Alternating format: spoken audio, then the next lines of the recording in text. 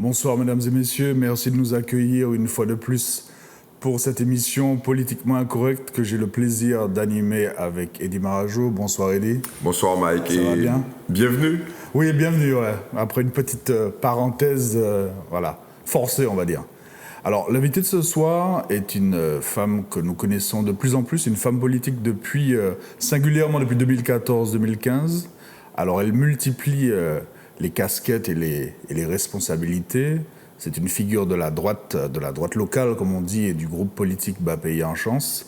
C'est l'actuelle présidente du comité martiniquais du tourisme, plus précisément connue de tous sous le vocable de CMT. Donc les questions ce soir ne devraient pas manquer. Karine Mousseau, bonsoir, merci d'avoir accepté notre invitation. Bonsoir Mikey Rask, bonsoir Eddy Marajo et bonsoir à toutes et à tous. Vous allez bien? Le carnaval s'est bien passé? Le carnaval s'est très bien passé, vous savez que... On a vu des photos, hein. Vous aviez l'air effectivement radieuse et épanouie. Bah écoutez, j'aime beaucoup le carnaval. Et surtout déguisée. Et déguisée, oui. ouais. Attendez, a priori, ouais. Tant qu'à faire. On ne peut pas participer au carnaval sans être déguisé. C'est vrai que j'adore le carnaval et que voilà, c'est un moment de décompression et voilà, j'en ai bien profité et finalement, avec du recul, je me dis que le carnaval est de mieux en mieux. J'ai trouvé que cette année, c'était un très beau carnaval avec de très bons groupes et de très belles soirées aussi, avec des thèmes, tous aussi pétillants les uns que les autres. Et puis, c'est notre culture. Donc, vous l'avez célébré à Fort-de-France ou au François? Écoutez, à Fort-de-France. Pas au François, malheureusement. Je devais y aller le samedi où il y avait une parade. Mais le temps, c'est vrai que j'ai fait beaucoup de soirées, donc je suis sortie le soir et mon petit âge fait que ça a été difficile de tout faire, mais en tout cas, je sais que ça a été une réussite. Et j'encourage tous les Martiniquais, toutes les Martiniquaises à continuer à participer à ce bel événement et à en faire quelque chose de plus en plus beau finalement. Alors, on va entrer dans le vif du sujet rapidement. Je disais à l'instant que vous êtes l'actuelle présidente du CMT, le comité martiniquais du tourisme. Comment ça va au niveau du CMT et singulièrement de sa direction générale? Enfin, vous le voyez sans doute venir. On a lu sur un site internet bien connu des Martiniquais et des Martiniquaises qui s'appelle Bon Jacques que l'actuelle directrice générale... il lui était reproché un certain nombre de... Vous allez nous dire si ce sont des faits avérés ou pas, et qu'elle aurait été ou qu'elle avait été reçue par l'exécutif de la CTM il y a quelques jours. Alors, aidez-nous à déceler le vrai du faux dans tous ces propos très récents. Écoutez, les choses sont assez claires. C'est vrai que Madame la directrice générale a été accusée, entre guillemets,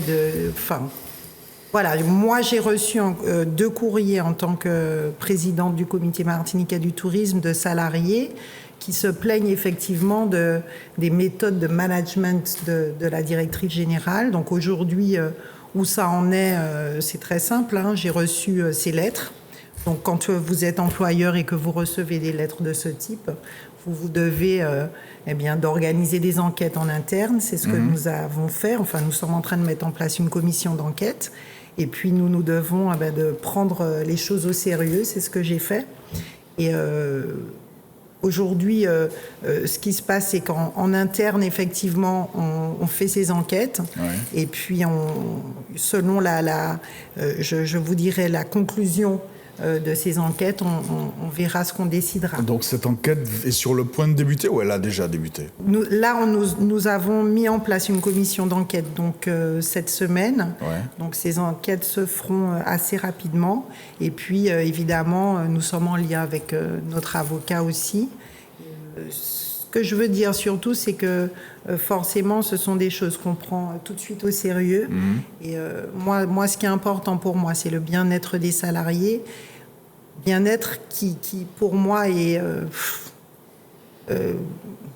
la base de l'efficacité et de la productivité. Donc, à partir du moment où, effectivement, vous avez des problèmes, je dirais, d'incompréhension entre une direction générale et certains salariés, il faut absolument prendre les choses en main.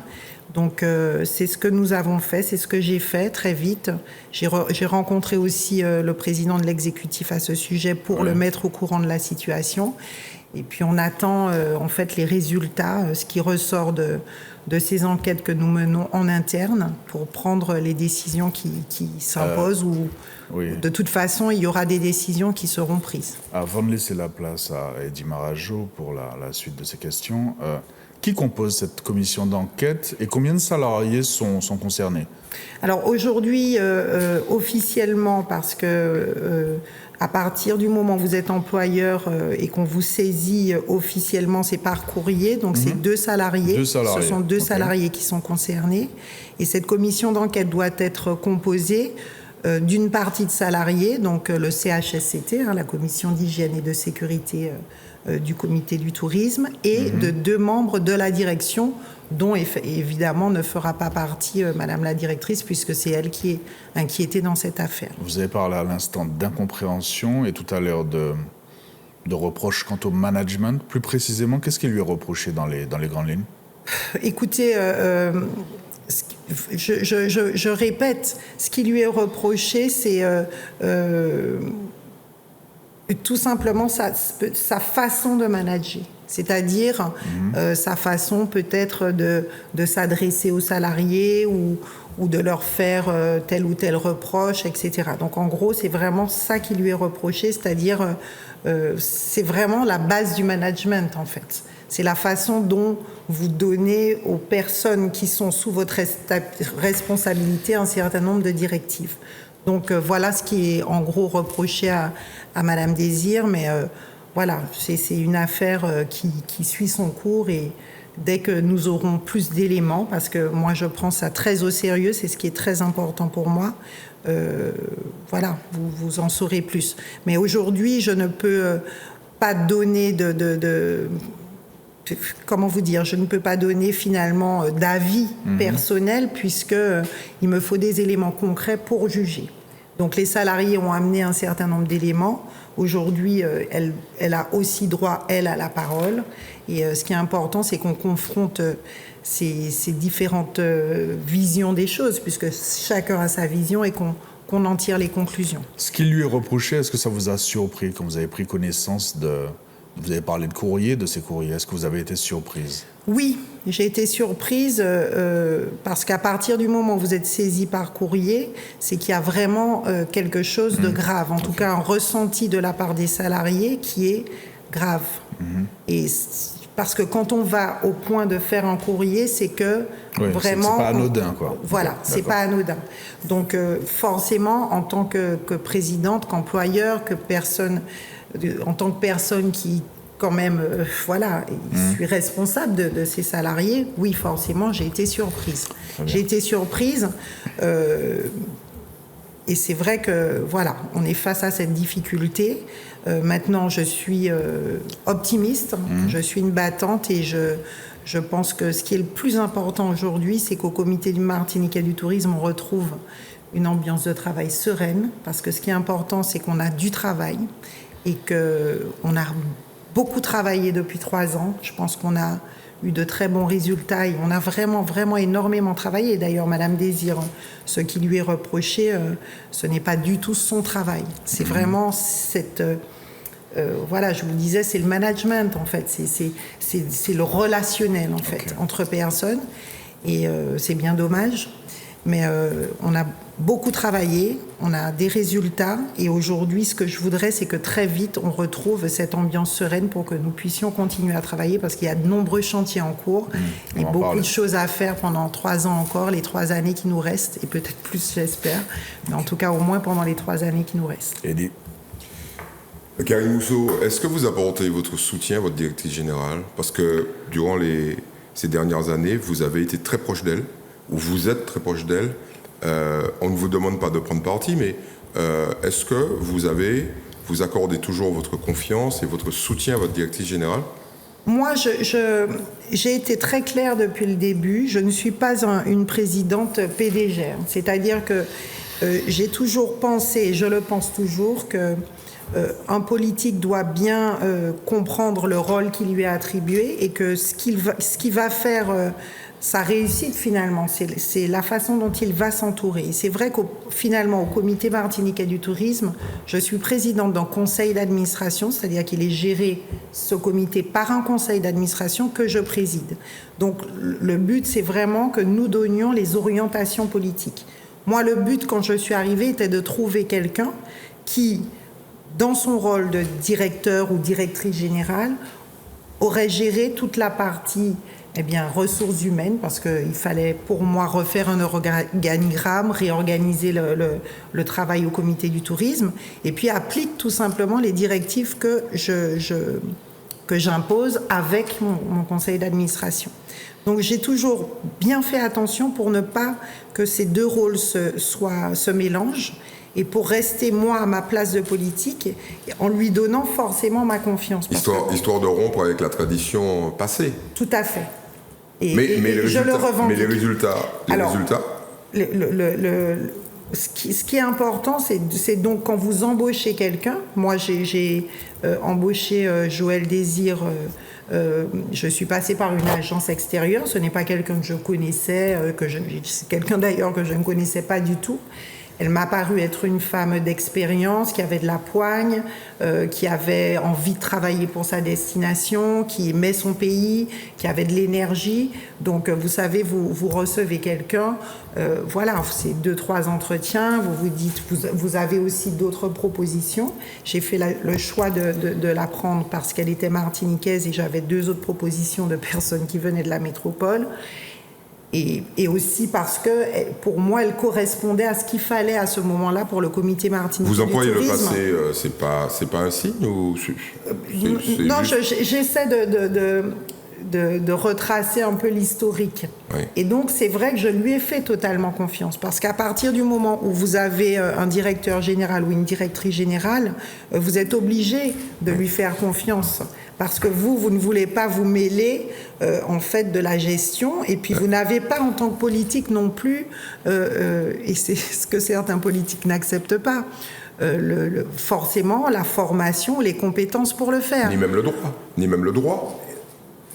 Certains politiques se l'accordent, ce droit, oui, malheureusement. Mais en dépit de la réglementation. Je vous donne juste un exemple. Vous avez un directeur général qui sanctionne un salarié. Moi, aujourd'hui, je ne suis pas en mesure de dire si cette sanction a été démesurée ou pas par rapport à un fait. Venons-en. Non, mais oui, c'est important ce que je vous dis, excusez-moi, monsieur Marajo, oui, parce que ce n'est pas ma formation. Et je pense que on va vraiment avancer en politique quand les politiques comprendront qu'ils ne sont pas des experts en tout. Et que ce n'est pas parce qu'ils sont élus par la population qu'ils deviennent des urbanistes, des spécialistes de la sécurité, oui, des directeurs des ressources humaines, etc. Je pense qu'on a bien compris. Et je crois qu'il y a un gros problème à ce niveau-là, oui, parce que même au sein du comité martiniquais du tourisme, vous avez des élus qui veulent s'improviser, RH, etc. Bon. Donc oui, c'est très important. On sait que vous entretenez des rapports, on va dire, parfois un peu tendus avec vos élus, mais on va y revenir. Par contre, est-ce que vous pourriez répondre à ma question ? Pour répondre à votre question... Est-ce que vous lui faites confiance ? Aujourd'hui, moi, je lui ai toujours fait confiance sur le travail et sur sa gestion. Aujourd'hui, je suis interpellée évidemment par 2 salariés, par des courriers. Oui. Je ne peux pas prendre ni pour elle, ni pour les salariés. Alors, donc aujourd'hui, moi, ce qui m'intéresse, c'est qu'on sache la vérité et qu'à partir de cette vérité, des décisions soient prises. Si elle est en tort, eh bien, on dira qu'elle est en tort et je le dirai aussi. Si elle n'est pas en tort, eh bien, voilà. Donc les conséquences. Est-ce que tout ça n'est pas un peu bizarre quand même ? Parce que on va parler d'un peu de chronologie. C'est un peu bizarre parce que il semble bien que le mandat, entre guillemets, le contrat de Madame Désir arrive à échéance. Et comme par hasard, il y a des attaques contre elle. Est-ce que tout ça n'est pas une forme de coïncidence un peu étrange ? Et n'a pas pour objectif simplement de faire en sorte que Madame Désir quitte le CMT. Est-ce qu'il y a quelqu'un qui prend conscience de l'impact de tout ça ? Le contrat de Madame Désir arrive à terme dans 1 mois et demi. Oui. C'est sûr qu'on peut se poser la question de savoir pourquoi ces courriers, je ne les ai pas reçus il y a 1 an, par exemple. Oui. D'accord ? Donc, Parce qu'il semble que les faits ne soient pas récents. les faits ne sont pas récents. Les faits datent de plus d'1 an. Et donc, vous avez reçu les courriers quand? Vous pouvez le j'ai rappeler? reçu les courriers il y a... aujourd'hui, on est le dimanche... on est le à peu 24, près, on est à la fin du mois. Ouais. J'ai reçu les courriers il y a 3 semaines. D'accord. Un peu moins de 3 semaines. Donc c'est ça qui nous étonne, Oui, en fait. le timing est troublant quand même. Alors, ce que je veux vous dire, c'est qu'en tout cas, quoi qu'il en soit, tout est possible. Tout est possible. Parce que le Comité martiniquais du tourisme est une institution politique où il y a aussi des jeux politiques. Et ça, on ne peut pas le nier. Ça, vous n'en démordez pas. Je n'en démords pas.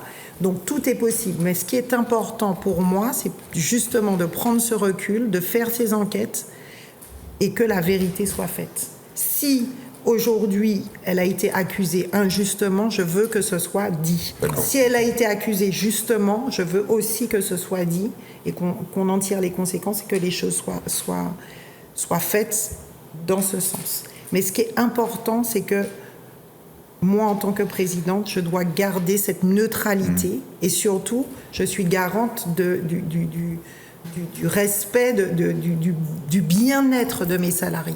Donc c'est important. Malgré tout, même s'il y a des jeux politiques, j'en ai eu la preuve, j'en ai eu plusieurs preuves, On en parle.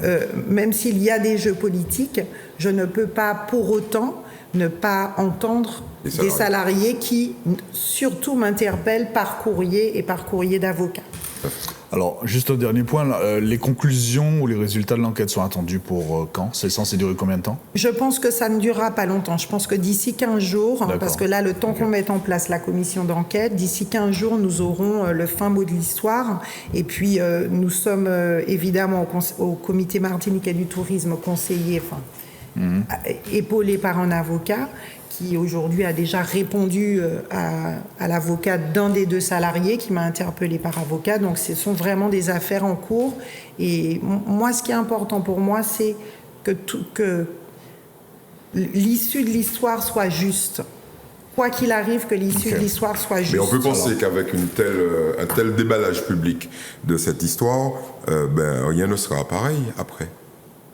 C'est sûr que ça va changer beaucoup de choses. Et le déballage public est malheureux parce qu'avant même qu'il y ait des preuves sur certains faits, on accuse parfois des gens sans preuve.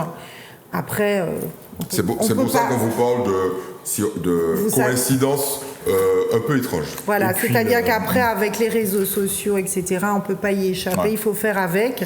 Et ça n'a pas que son mauvais côté non plus, parce que quand on veut pousser des petits coups de gueule, les réseaux sociaux, c'est bien. Oui, ça sert dans les 2 sens. Même si on retire son poste au bout d'1 heure, on l'a quand même fait. Vous parliez de déballage public à l'instant, et ce déballage commence à devenir récurrent, parce qu'on sait que l'année dernière, il y a eu une espèce de partie de ping-pong entre conférences de presse de la gouvernance et conférences de presse on va dire des abstentionnistes. Alors pour resituer le contexte de la situation, il y a un certain nombre de membres, 6 ou 7 je crois, de mémoire, de membres du conseil d'administration du CMT qui s'étaient abstenus de voter le budget de l'établissement. Et il y avait eu d'abord une conférence organisée par la gouvernance et au quotidien de Mon Plaisir notamment, puis la réponse entre guillemets des intéressés, de ceux qui s'étaient abstenus 2 jours plus tard ou le lendemain. Vous parliez tout à l'heure de jeux politiques et d'élus qui s'improvisent ou qui se croient RH ou autres. RH, ressources humaines pour les non-initiés. Comment ça va globalement là? L'ambiance est toujours aussi cordiale au CMT? Comment ça va objectivement? On a reçu Marilyn Lesdema qui fait partie, ou qui non seulement fait partie de ce conseil d'administration, mais qui faisait, je crois, partie des abstentionnistes à l'époque, l'année dernière, qui nous a dit en substance que ça va mieux. Beaucoup mieux, que vous aviez discuté, que les choses étaient reparties sur des bases nouvelles et sereines. On en est où là aujourd'hui? Comment ça va? On sait que vous n'avez pas la langue de bois et ce petit sourire est déjà peut-être une indication que vous ne l'aurez définitivement pas. Allons. Non, je n'aurai jamais la langue de bois. S'il faut l'avoir, j'arrêterai la politique. Ok. Ce qui n'est pas près d'arriver, rassurez-nous. Alors, en tout cas, ce qui est sûr, c'est que j'ai pris mes fonctions au comité du tourisme en janvier 2016 et que de ce jour jusqu'au moment où je vous parle aujourd'hui, rien n'a changé. Rien n'a changé. C'est-à-dire que cette ambiance est toujours délétère. C'est une ambiance... comment vous dire, j'ai du mal à trouver les mots. Est-ce que je peux oser un mot? Est-ce que c'est toujours la guerre? La guerre, c'est-à-dire c'est une guerre sournoise. C'est une guerre qui n'est pas ouverte. Alors, à certains moments, on l'ouvre parce que vraiment ça va trop loin et que moi je fais une conférence de presse et les autres la font, etc. Mais en réalité, à aucun moment, depuis 3 ans maintenant, je n'ai pu travailler de façon sereine et de façon, comment vous dire, apaisée et appuyée par mon conseil d'administration. Mais à qui la faute? Aucun moment. À qui la faute, Karine Mousseau? À qui la faute? À aucun moment. Alors, j'ai une expression que j'aime beaucoup, c'est d'or d'un œil. C'est-à-dire que... Elle est imagée en plus. Hein. Ouais. Et c'est ce vrai sentiment que j'ai depuis 3 ans. Ça ne veut pas dire que je ne continuerai pas le travail, etc. Mais je veux dire que ce quotidien est un quotidien qui est très difficile. Mais ça s'explique, enfin je rebondis sur l'interrogation d'Edith, sur voilà, à qui la faute, ça s'explique comment qu'une gouvernance, d'habitude ça arrive, je ne sais pas, au bout de la 2e, de la 3e année, comment peut-on expliquer qu'une gouvernance débute dans un état de guerre dès le départ? C'est votre nomination à la présidence du CMT qui a posé problème à certains d'emblée, ou qu'est-ce que... Écoutez, plus le temps passe et plus je me dis que je dois gêner pas mal de gens. Parce que j'ai vraiment gêner, c'est peut-être un euphémisme. Non, vous ne croyez pas? Parce que vu la dureté des propos qui sont tenus à votre rencontre, vu la récurrence des attaques, que vous venez de confirmer d'ailleurs, puisque vous dites que ça ne s'est jamais arrêté. Gêner, oui. Oui, je préfère employer ce mot qui est un mot gentil. Je dois gêner et peut-être... agacé ou... Pourquoi? Enfin, vous savez forcément pourquoi. Je n'en sais rien. Vous n'en savez rien? Enfin, en 2019, vous n'en savez rien toujours? Je ne sais pas. Je n'ai pas dit que je ne sais pas pourquoi je gêne. Est-ce que vous pourriez nous faire des confidences? Mais simplement, quand vous arrivez... vous savez, moi, je suis quelqu'un de très honnête. Je suis quelqu'un de fondamentalement honnête. Je suis nommée à la présidence du comité martiniquais du tourisme par le président Marie-Jeanne. Oui. Nous sommes 2 groupes qui avons fait un contrat de gestion. Oui. Et je décide par honnêteté de m'entourer au plus proche du groupe de Marie-Jeanne, c'est-à-dire Grand Semblé pour Grand Semblé. Voilà, Grand Semblé. Pour faire réussir la Martinique, voilà. À la base. Oui, mais ça que ça alors moi je suis bas payée en chance. Ouais. J'aurais pu très bien décider que mon bureau serait Yann Monplaisir, Diane Montrose, Marinette Torpy. Et... Donc concrètement, vous êtes en train de dire que vous avez fait le choix... C'est un choix personnel. Okay. C'est-à-dire, j'ai bien dit au président, tu me donnes la présidence pour montrer qu'on va travailler ensemble et qu'on peut travailler ensemble. Je m'entoure de ce groupe. Ouais. Il se passe que dans ce groupe lui-même, il y a une scission. D'accord. Ouais. Il y a une scission dans ce groupe lui-même qui arrive quand même assez vite, hein, entre d'un côté les niloristes et de l'autre les marie-jeannistes. D'accord. Donc moi, je suis déjà entourée d'un groupe qui lui-même est déjà divisé. Moi, mon objectif, il est toujours le même, faire le travail pour lequel on m'a mandaté, c'est-à-dire reprendre le comité martiniquais du tourisme, essayer de faire en sorte que tout le monde se mette au travail, parce que ce n'était pas le cas quand je suis arrivée, refaire un organigramme, donner des orientations stratégiques, faire en sorte que le tourisme fonctionne. Donc, c'est pour ça que je me bats au quotidien. Donc, dans ce groupe même, vous avez un jeu de pouvoir dans le groupe lui-même, et puis vous avez un jeu de pouvoir aussi parce que on veut dire à la présidente ce qu'elle doit faire, on veut lui imposer des choses, et puis finalement, au bout d'un moment, on se rend compte qu'elle avait l'air bien gentille au départ, mais elle n'est pas si facile à vivre que ça. Mais ce groupe, donc, enfin, je vous rappelle, enfin, vous le savez sans doute, que ce groupe vous reproche aussi de passer outre leur avis de manière assez régulière encore, et de ne pas les consulter pour certaines prises de décision, notamment budgétaires, etc. En tout cas, je n'ai jamais fait des choses qui ne soient pas dans les statuts ou qui soient hors légalité. C'est vrai, que pour certaines décisions sur lesquelles je sais que de toute façon ils vont me poser problème, eh bien je passe outre. Enfin, et je prends ce risque. Ça ne va pas contribuer à la bonne ambiance non plus, quoi. Je prends ce risque parce que moi je travaille pour la Martinique et pour la destination. Quand vous dites que vous passez outre a priori en fait. C'est-à-dire que comme vous savez qu'ils vont vous dire non, vous ne les consultez pas. Vous avez tout compris. C'est pas un peu bizarre comme mode de management? Non, c'est pas bizarre. Et surtout, est-ce que c'est tenable, quoi? Enfin, ça fait déjà c'est pas bizarre. 3 ans, mais... Le but est toujours le même. Le but est qu'on réussisse. Le but est... Des exemples, j'en ai... Bon, malheureusement, l'émission n'est pas assez longue. Elle est longue. Mais des exemples, j'en ai beaucoup. Oui, j'ai pris des décisions. Oui, j'ai pris des décisions parce qu'entouré de techniciens, eh bien, je pense que c'est la bonne décision. Et oui, parfois, les débats, enfin, ce que j'entends en bureau ou en conseil d'administration me dépasse un peu. Parce que nous ne sommes pas des techniciens. Nous sommes là pour donner des orientations et on se doit aussi d'écouter les avis des techniciens. Qu'est-ce que vous appelez techniciens? Pour moi, ceux qui travaillent au Comité martiniquais du tourisme, qui ont les compétences pour nous aider dans les décisions que nous prenons, que ce soit en termes de communication, que ce soit en termes de stratégie, etc. Pour moi, un bon politique est celui qui sait s'entourer, qui a l'humilité de dire « je m'entoure de personnes compétentes et si on me donne 2 choix, ben je ferai entre ces 2 choix et je ferai le choix qui va dans ma ligne politique et dans mon objectif. Mais pas celui qui pense qu'il va prendre les décisions parce qu'il sait plus que celui qui est technicien et qui travaille là. Ça, c'est une réalité, ça, au niveau du groupe dont vous parlez. On parle beaucoup... Alors, moi, je ne vais pas accuser, etc. Mais moi, ce que je vous dis là, c'est fondamental pour l'avenir de la Martinique.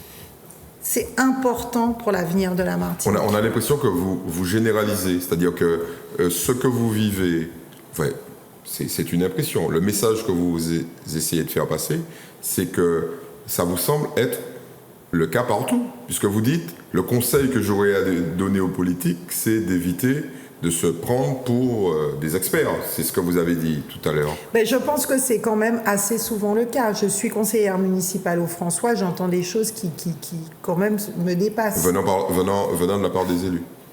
Mais alors moi ce que je veux dire... Attendez, oui, mais je finis de répondre à votre question.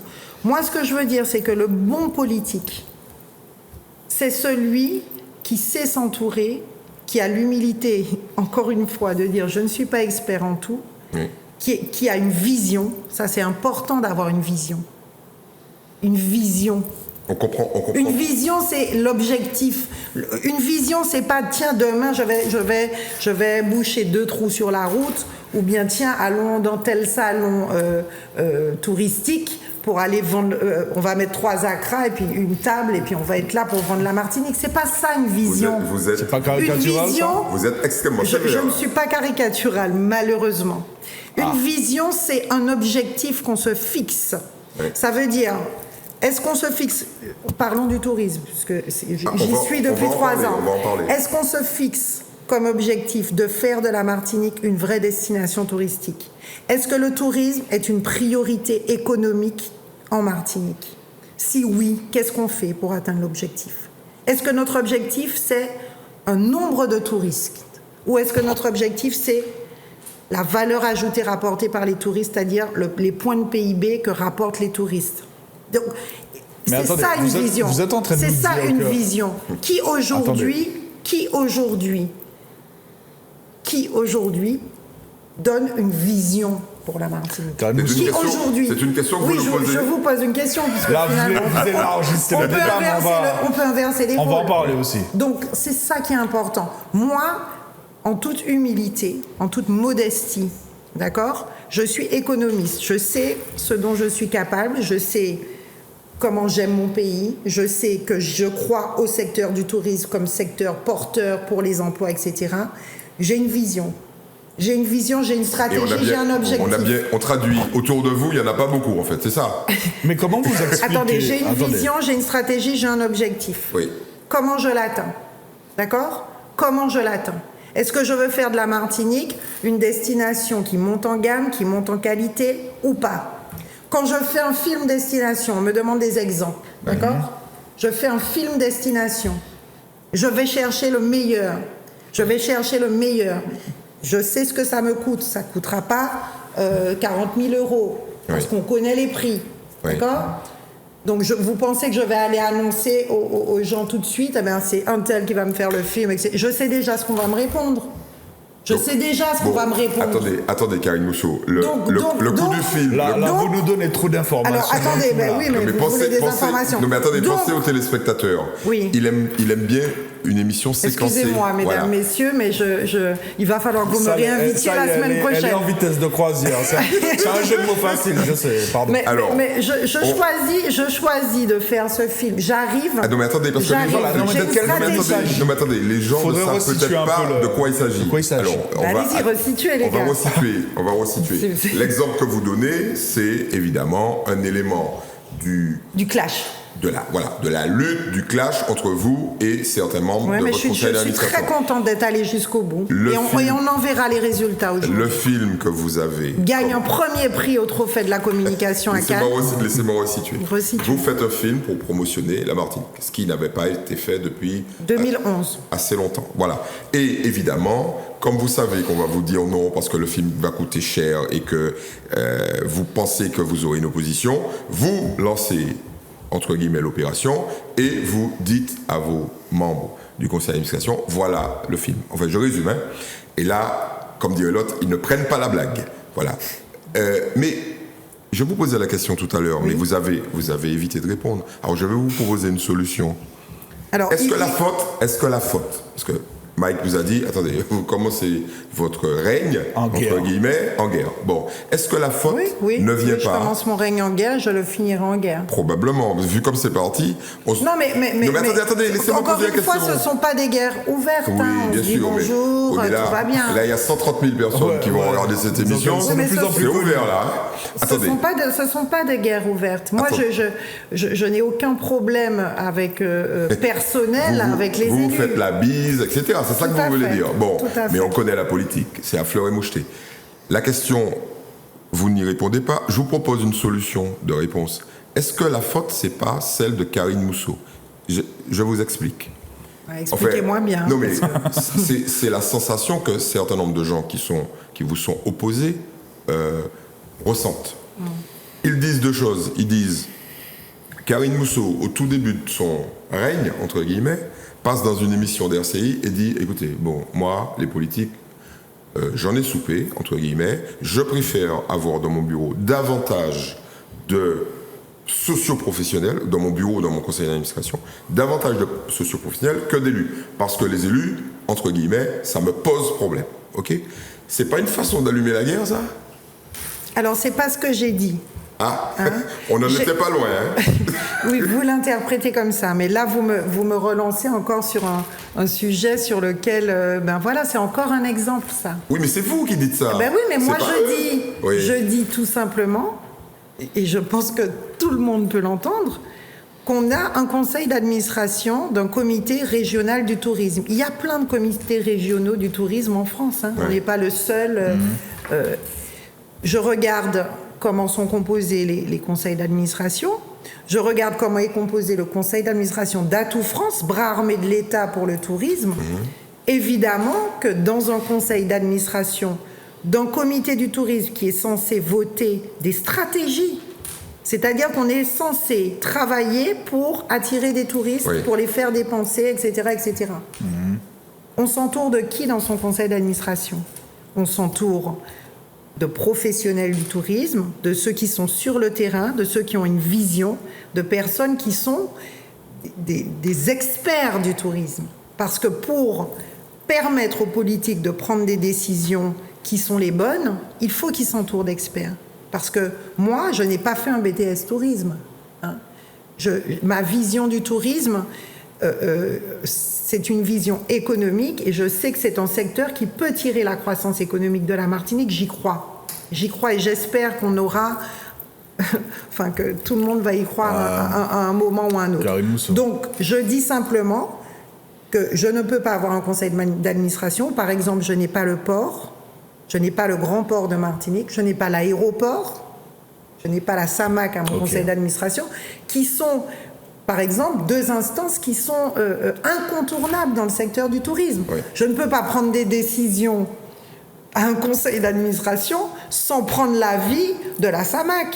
Donc je suis obligée, en dehors de mon conseil d'administration, de souvent appeler M. Taudiard pour dire, voilà, qu'est-ce que tu en penses ?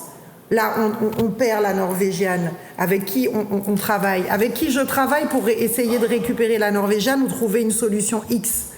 Ben, c'est pas avec les élus. C'est pas les élus que je vais appeler. Au fait, on fait quoi ? Ce sont des experts. Prenez une grande respiration. J'ai une question à vous poser. Alors, simplement, moi, ce que je demande, et je continuerai ce combat-là, je ne l'ai pas lâché.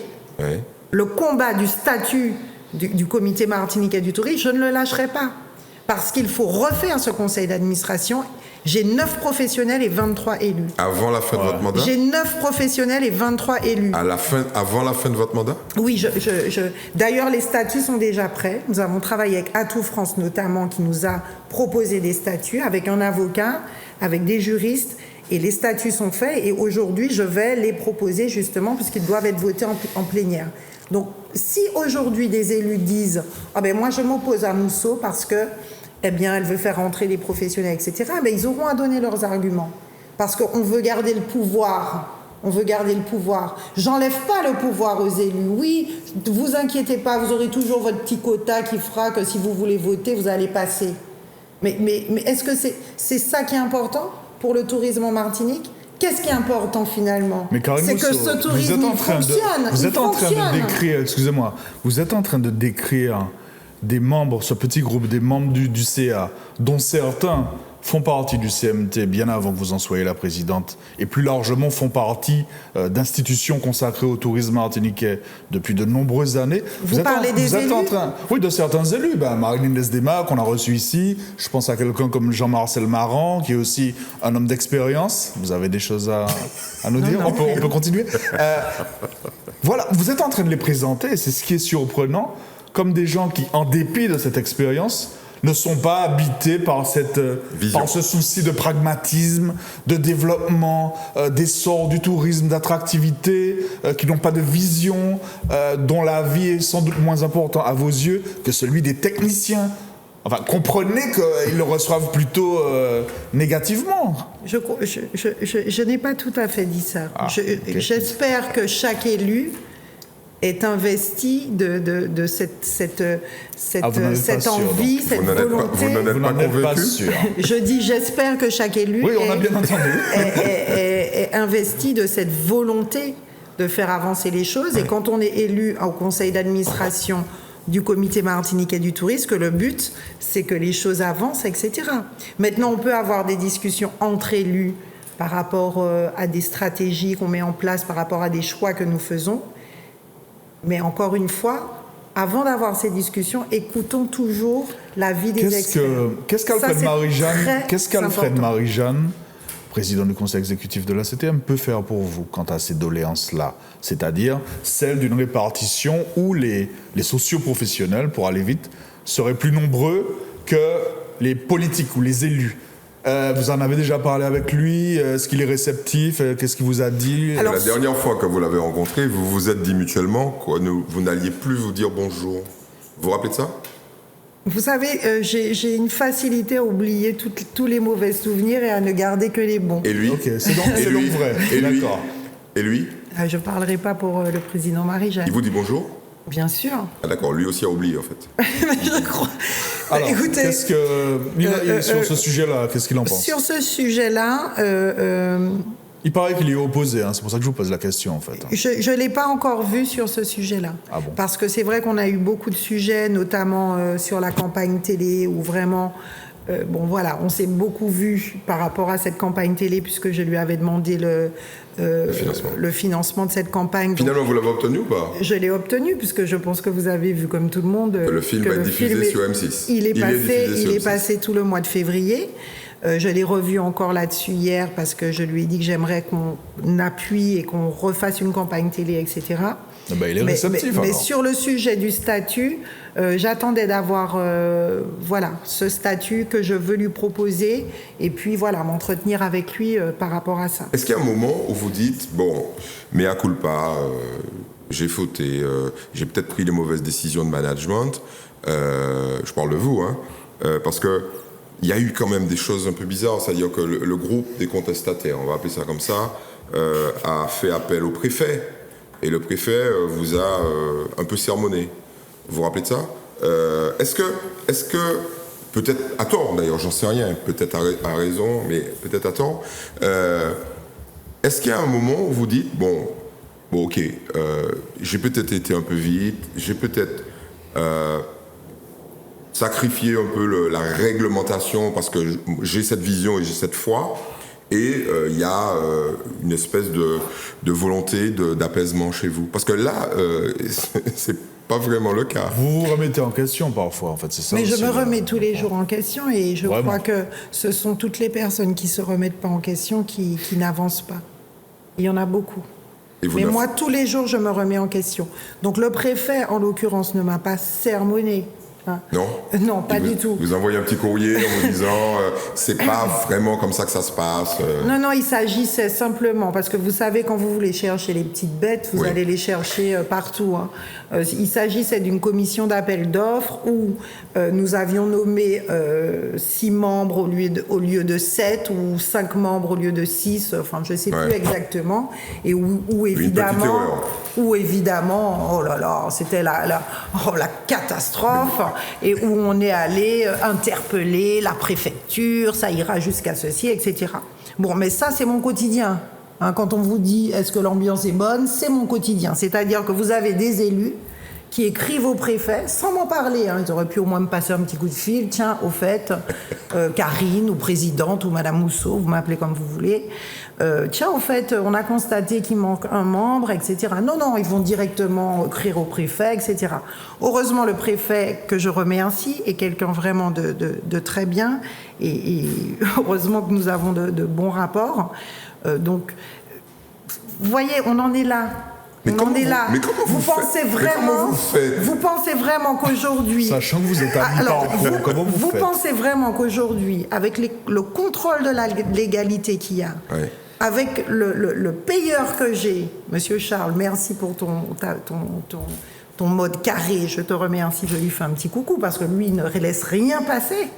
À 192 €, il ne va pas vous faire passer une facture si... Il n'y a pas d'ironie, là. Non, pas du tout, mais au contraire, je m'entends très bien avec lui, et tant mieux d'ailleurs, parce qu'au moins je suis tranquille.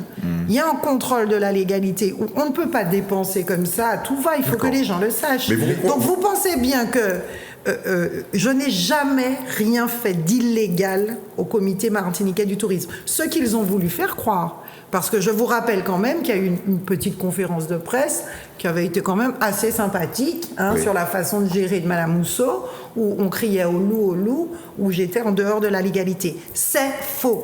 Je n'ai jamais été en dehors de la légalité. Donc, ce que je veux vous dire, c'est qu'on vient me chercher des petites bébêtes, etc., sur un oubli des administratifs dont je suis responsable. Je dis, OK, on a un machin, etc., on a fauté. Mais la vérité, c'est quoi ? Dites-la nous. La vérité, c'est quoi ? Moi, on m'a nommé au comité martiniquais du tourisme pour travailler pour la destination Martinique. Et je le fais au mieux. Je compose. Je pense que on m'a traité de dictatrice, de présidente autoritaire. Je pense que il y a pire. Vous n'avez pas porté plainte. Il y a pire. Non, j'ai pas porté plainte. Donc, avant qu'on change de sujet. Après, on n'est pas toujours d'accord sur la vision. On m'a demandé d'être plus transparente, etc. Mais je le fais. On a un groupe WhatsApp. Sur ça, vous avez. Je fais des efforts. Voilà, c'est ce que Marie-Hélène Lezema nous disait. Elle disait. Je fais des efforts de communication. communication. Voilà. Très je bien. fais des Karim efforts Mousso. de communication sur voilà comment je vois les Mais choses, sur mes stratégies. on sent l'ironie totale de ces propos. Hein. Je donne beaucoup de responsabilités à mes présidentes de commission, Ouais. que ce soit Marie-Line Lesdema, qui est ma vice-présidente, Madame Tell, qui est présidente de la commission autisme, Madame Nella et Madame Montrose. Donc j'ai des présidentes de commission qui régulièrement se rendent à des manifestations ou à des représentations, etc., qui font un très bon travail d'ailleurs, je les en remercie, sur lesquels le comité martiniquais du tourisme s'appuie. Mais encore une fois, moi, ce qui m'intéresse, c'est que ça fonctionne. Et vous m'avez relancé sur les statuts, je vous remercie. C'est un combat que je vais mener. D'ailleurs, c'est mon prochain combat. Et vous allez gagner. Que vous allez gagner, c'est ça. Apparemment, vous J'espère. n'en... Bon. J'espère pour la Martinique et pour le comité. Très bien. Et surtout pour mes successeurs. Surtout pour mes successeurs. Mais on a bien compris à travers vos propos, malgré tout, que l'épisode de la directrice générale faisait partie de toute la panoplie des attaques que vous Dénoncées. avez subies. Hein. C'est-à-dire l'épisode. Ce qui se passe actuellement, Ce qui là. se passe actuellement serait, selon vous, Un épisode de plus. nouvel épisode d'une... Parce que vous formiez une espèce de binôme extrêmement fort, et là, on vous prend, entre guillemets, on vous attaque votre bras droit, quoi. Votre bras droit. Je suis Non. admirative. Vous faites une analyse politique, Monsieur Marajo, et dans quelques mois, je dirais, tiens, il avait raison ou il avait tort. Moi, non, parce qu'il faut avoir le fin mot de l'histoire. Il faut savoir si derrière ça, effectivement, il y a des calculs politiques. C'est vrai qu'il y a des choses qui peuvent paraître un peu Bizarre, troublantes. Okay. Bizarre. Alors je vous invite à changer de sujet. Mais ce que je veux vous dire, bizarre et troublant. Ce que je veux vous dire, c'est que moi, ce qui m'intéresse, ce sont les faits. Et que de toute façon, quoi qu'il arrive, je fais ce qu'il y a à faire pour protéger mes salariés. Maintenant, c'est vrai que la politique, c'est pas une cour de récré de la maternelle. Et que c'est un monde très violent, d'attaques permanentes, et je vous dis, c'est d'or d'un œil. Donc moi, je dors d'un œil. On change de sujet. Juste avant qu'on change de sujet, parce que vous me connaissez un peu, j'ai de la suite dans les idées, je crois. Pourquoi, vous l'avez évoqué à l'instant, pourquoi Alfred Marie-Jeanne vous a nommé vous? C'est peut-être ça qui vous est reproché par certains. Pourquoi me vous, fait confiance, celle qui était inexpérimentée, etc., pourquoi il vous a choisi? Vous êtes venu avec une lettre de recommandation de Yann Monplaisir, par exemple, parce qu'on sait que vous êtes idéologiquement, politiquement proche, on connaît je parlais d'expérience tout à l'heure, son expérience et son poids, son expertise dans le domaine touristique, on sait qu'il vous soutient de manière plus que récurrente, il était à vos côtés lors de cette fameuse conférence de presse de l'année dernière. Est-ce qu'il a joué un rôle dans votre nomination par Alfred Marie-Jeanne? Avant que vous répondiez surtout que les prétendants étaient nombreux, et il y a un prétendant majeur. Ils le sont toujours. Ils le sont toujours, mais il y en a un parmi d'autres qui avait posé sa candidature sur la table, c'est Miguel Laventure, et qui a été très déçu de ne pas avoir le poste. Enfin, il a quand même récupéré au conseil exécutif le dossier du tourisme. Conséquent. Et il fait partie, je crois, de votre conseil d'administration. Donc je commence par répondre à M. Hirasque. S'il vous plaît, ça me ferait plaisir. Donc les choses ont été très simples. Okay. Le soir des négociations entre les deux groupes... À l'entre-deux tours. Voilà, à l'entre-deux tours, on a effectivement fait la liste ensemble. Et surtout, Yann Monplaisir a demandé à M. Marie-Jeanne de nous accorder toute la partie économique et la partie touristique. Donc, ce qui veut dire partie touristique, conseiller exécutif en charge du tourisme. Miguel Laventure. Miguel Laventure. Oui, en toute logique. C'est pour ça que je vais venir à votre réponse, parce que je pense que ça peut intéresser un certain nombre de personnes. Enfin, notamment lui.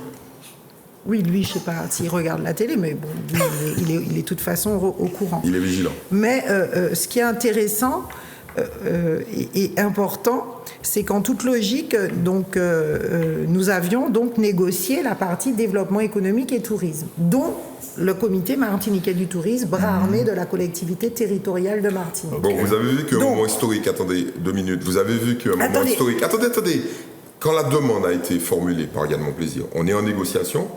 Quelle est la réponse d'Alfred Marie-Jeanne à ce moment-là? Il dit, pas une pièce problème, ou il est plus circonspect? Des négociations restent des négociations. Ça a été chaud, quoi. C'est pas une négociation qui a duré un quart d'heure. Ouais. C'est une négociation qui a duré une nuit. Merci beaucoup. Donc une nuit, c'est long. Oui. Ça veut dire qu'il y a eu des discussions. Ça a été chaud. Dites-nous, c'est pas Oui, ça a été chaud. Oui, mais ça a été je chaud. veux Il y a dire chaud. prescription. Il y a un livre qui est sorti qui parle de ça, notamment ça a oui, été parce chaud. que c'était un moment qui, à mon avis, était très important pour l'histoire de la Martinique, quand On a même. vu les résultats. Absolument. Chaud, on en parlera. Et chaud, oui, parce que nous avions un objectif dans ces négociations et il fallait qu'on arrive à l'atteindre. Et quand vous négociez, il y a des concessions, il y a des choses. Mais en tout cas, Alfred Marie-Jeanne n'a pas opposé de résistance, D'accord. d'autant plus qu'il savait qu'on avait les compétences. Et Est-ce que votre nom est sorti dès ce moment-là? Est-ce qu'on a dit... Pour le comité du tourisme, Oui. non. Donc ça s'est joué après? Ça s'est joué après pour la simple et bonne raison que ce qui s'est passé après... Vous voulez vraiment savoir toute Mais l'histoire? c'est pas nous, c'est les gens qui sont devant la télé qui veulent savoir. Mon nom était sorti pour en tant que conseiller exécutif en charge du développement économique et du tourisme. Voilà. Oula, à la place de Miguel Laventure. Non, Miguel, il a budget et tourisme, ce qui Ouais. est totalement incohérent, puisque comment... Alors Ouais, je viens à vous Ouais. maintenant, Ouais. mais je reviendrai à vous. J'espère bien. En toute logique. Oui. Hein, je ne vais pas m'étendre sur la question, mais soyons logiques. Un conseiller exécutif, je suis économiste, hein, Oui. un conseiller exécutif en charge du développement économique, Il vaut mieux que ça soit un économiste. non, il vaut mieux qu'il soit aussi en charge du tourisme. Ah oui, d'accord, ok.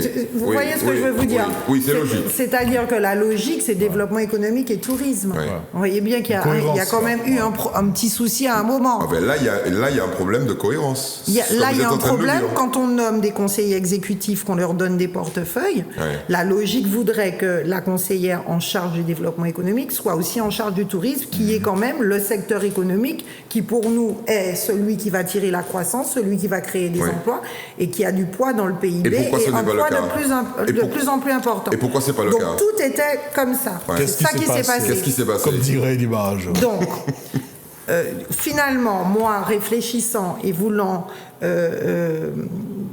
projetant déjà ma campagne au François, etc., j'ai dit à M. Monplaisir, je préfère ne pas monter à l'exécutif et rester dans l'Assemblée.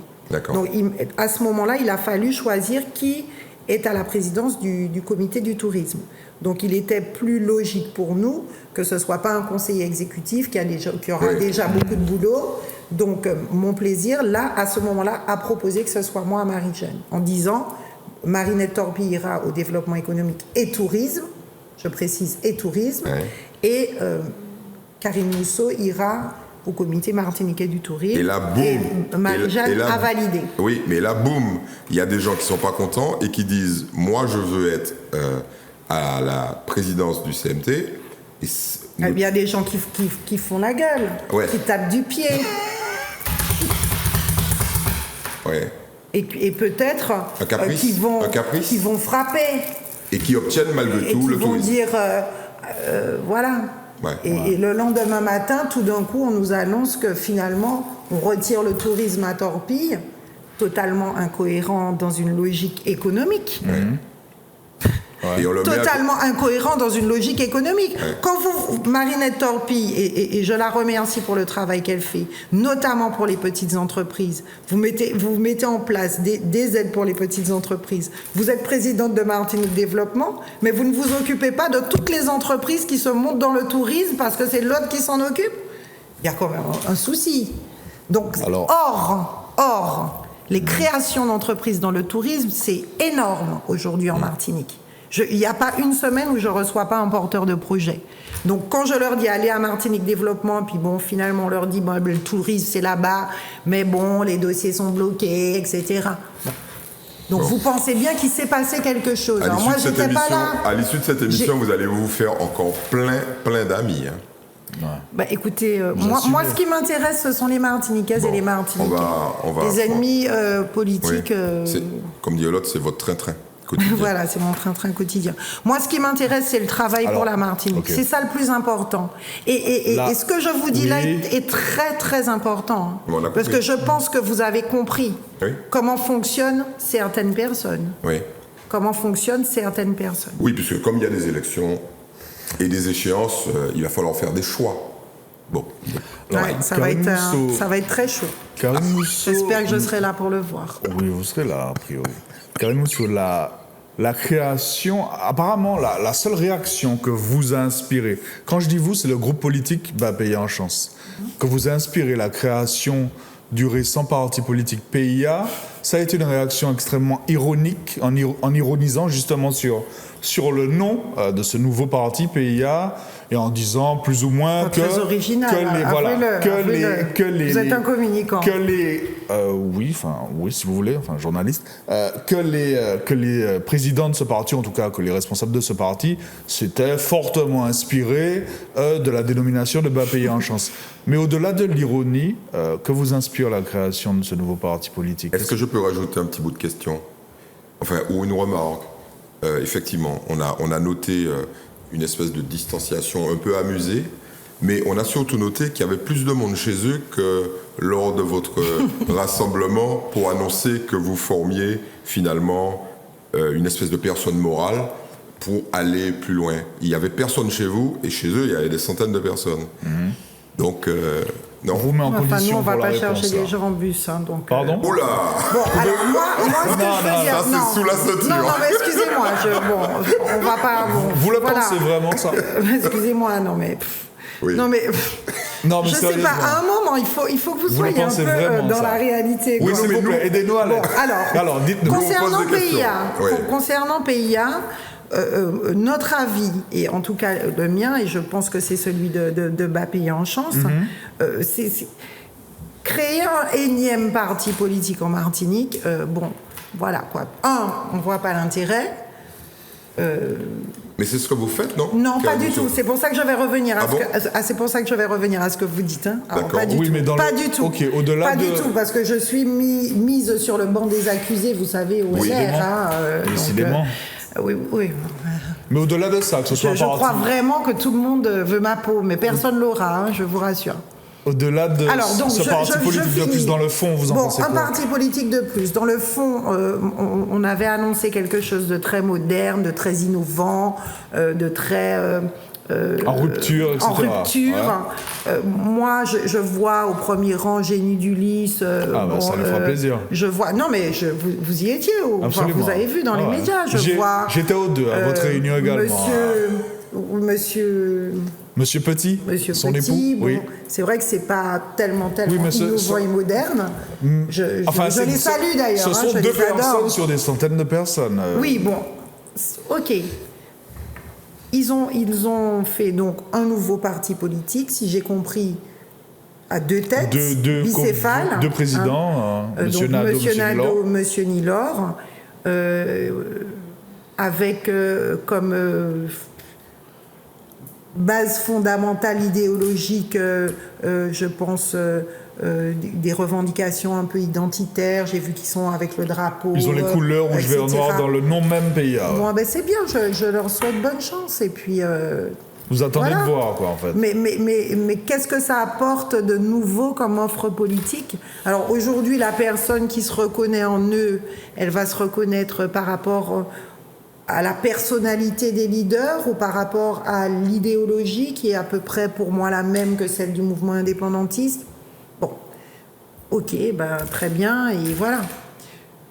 Pas plus que ça. Cette analyse ne va pas au-delà. Parce que je pense que le but, c'est forcément les élections de la collectivité territoriale de 2021.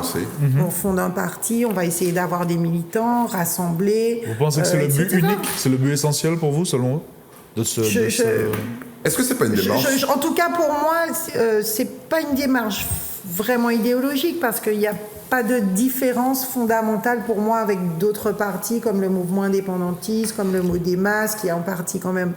je ne vois pas la différence. Enfin, la revendication indépendantiste a l'air quand même, quand on écoute notamment M. Nilor, la revendication indépendantiste a l'air quand même, j'allais employer le mot moratoire, ça va lui plaire, elle a l'air quand même en stand-by, quoi, dans son propos en tout cas, quand il parle du parti. Écoutez, Ce qui m'étonne, c'est-à-dire que justement vous-même vous dites à l'ère de, c'est-à-dire clairement, voilà. On attend de voir, ça fait quoi, 3 mois, donc on attend de voir. Mais Karine Mousseau, j'attends de voir ce qu'on propose, quelle est la vision pour la Martinique, quelle est la vision au niveau du statutaire, est-ce qu'on veut une évolution ou pas. Voilà, c'est ça qui fonde un parti idéologiquement en fait, c'est ce que vous allez mettre comme vos 4 ou 5 grandes lignes pour la Martinique. Et comme vous dites, ça a l'air de, Ouais. bon. Bah alors, est-ce que finalement on ne veut pas essayer de ramasser un petit peu partout et puis, je sais pas. Mais bon, voilà. Alors, tant mieux. Peut-être qu'il y a des Martiniquais qui se reconnaîtront dans ce parti, dans ses leaders et tant mieux. Et ce qui est intéressant dans le débat politique, c'est qu'on annonce clairement nos idées et puis qu'on puisse confronter nos idées. Parlons de vous. Donc, qu'ils annoncent clairement leurs idées. A priori, ils vont le faire. Parlons de vous.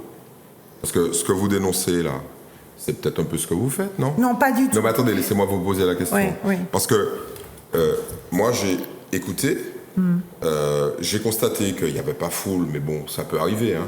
Peut-être que c'était le mauvais jour, mauvais moment. Mais ça, c'était le jour des vœux dont non, vous c'est parlez? le jour où vous avez organisé votre petite réunion pour annoncer le fait qu'il y aurait probablement une personne morale, parce que vous vouliez, semble-t-il. Alors, en fait, je pense qu'on a effectivement... Vous voulez pas me laisser poser ma question? Si, allez-y, comme je sais que j'ai déjà quelques questions. Vous avez Non, ça passe là, le niveau des téléspectateurs. Non, parce que je veux dire, l'émission passe vite, donc... Non, on a encore du temps. Si j'ai bien compris et bien écouté, le nom générique de votre liste devait donner lieu à la création d'un mouvement. C'est bien ça? C'était un peu l'objectif. C'est d'aller plus loin et de formaliser les choses plutôt que de rester dans une espèce d'alliance un peu multiforme et sans consistance. D'ailleurs, quand je reprends, c'est Yann Monplaisir annonce qu'il y aura une surprise au mois de février, etc. Bon, ça a pas fait pchit. Alors, donc, c'est pas ça du tout. Donc, je pense qu'effectivement, et on en a rediscuté, on a eu un vrai problème, Un loupé de communication. Un loupé de communication. C'est pour ça que les gens sont pas venus, en fait. Je n'en sais rien, parce que les gens je pense que les gens ne sont pas venus pour ça. Ce qui s'est passé, c'est que... ce que je veux dire aux Martiniquais, c'est qu'une fois par mois, les élus bas payés en chance font une réunion dans les communes. La prochaine commune, c'est Rivière-Salée. On y sera le 6 avril. Là, on était à Saint-Joseph. La fois d'avant, on a déjà fait une réunion au François, etc. Donc, pour rendre compte un peu de ce qu'on fait et puis de ce qui se passe, les gens posent des questions, etc. Lors de cette réunion bas payés en chance, il y a eu la présentation d'une association qui n'a rien à voir avec... Enfin, je dis qui n'a rien à voir. Oui. Bon, elle a bien attendez. On n'est pas dupes, Karine Mousseau. Je vous explique. Ouais. Des membres de Bas payé en chance. Pas de bas payés en chance. Des militants de bas payés en chance, certains, ont décidé de créer une association citoyenne appelée Martinique à venir. Donc nous, on leur a dit, eh bien... Puisque vous voulez présenter l'association, etc., vous pouvez venir la présenter à Saint-Joseph une fois que nous, on aura fait nos vœux et que les gens auront posé leurs questions. Donc je pense que le problème, c'est que ça a été cette transition qu'on a faite entre nous, on était là comme d'habitude, on répond aux questions des gens, et puis la présentation de Martinique à venir. Ouais. Martinique à venir, c'est une association citoyenne et qui a été créée effectivement par des militants de bas payés en chance. Donc une association politique. Donc Claude Adel, moi je vous dis, je ne suis pas aux réunions de l'association Martinique à venir. Ah bon? Donc il faudrait par exemple que vous écoutiez Claude Adel qui vienne vous parler de cette association. Je ne vais pas aux réunions de Martinique à venir. Ils se réunissent, je crois, tous les mardis. Le but est vraiment voilà, de réfléchir sur un certain nombre de problématiques, de problématiques sur la société martiniquaise, de pouvoir être force de proposition, etc. Alors, ce qu'on remarque, c'est les leaders de BAPI en chance. Sont tous, en dehors de vous, mais vous allez expliquer votre situation, sont tous hors de leur parti ou de leurs ex-partis. Madame Montrose n'est plus dans un parti. Marinette Torpy, ex-UDI, n'est plus dans un parti.